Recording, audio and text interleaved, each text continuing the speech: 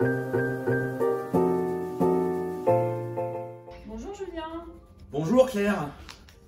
Julien, alors selon ton expérience, quels sont les points communs des organisations certifiées Great Place to Work dans le secteur du healthcare?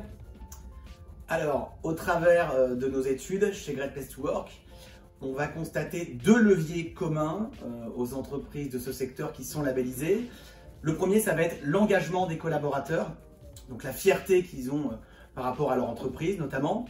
Ça peut s'expliquer du fait que ce soit des entreprises avec une mission très forte, des produits à forte valeur ajoutée, qui ont du sens et notamment un impact très important sur la société. Et le deuxième point commun, ça va être la perception très haute qu'ont les collaborateurs vis-à-vis de leur management, notamment en termes de crédibilité, parce que en plus des compétences managériales, ce sont souvent des personnes qui ont des compétences techniques dans le biomédical par exemple. Qu'est-ce qui distingue les entreprises du healthcare des autres secteurs labellisés? Alors nous, ce qu'on observe dans les entreprises de ce secteur, plus que dans les autres, c'est que les pratiques, dans la grande majorité d'entre elles, sont souvent alignées avec les valeurs qu'affiche l'entreprise. Par exemple, beaucoup d'entre elles dans ce secteur peuvent afficher des valeurs de partage ou de collaboration.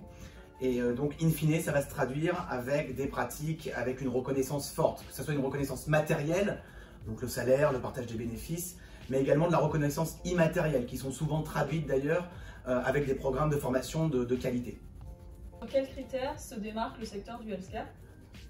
Alors, chez Great Place to Work, depuis 2017, on attache une attention particulière à la capacité à innover dans les entreprises, que ce soit en termes de produits, en termes d'outils et également en termes de manière de travailler. Et sur cette thématique, le secteur du pharmaceutique se démarque particulièrement, notamment avec des espaces de travail propices à la collaboration, des budgets R&D importants et également des pratiques originales qui vont sortir un petit peu du lot. Merci Julien.